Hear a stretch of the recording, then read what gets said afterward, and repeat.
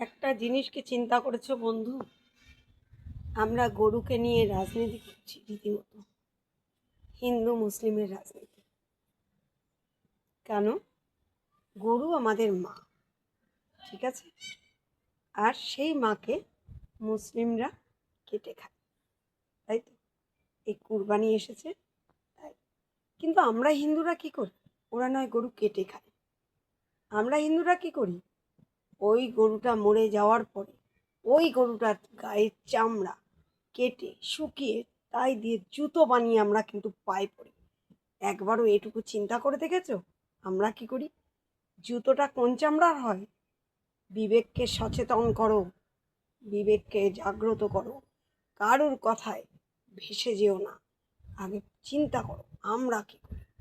আমরা মানুষ বলে আমাদের যদি মনুষ্যত্ব থাকে, কারুর কথায় ভেসে যাব না।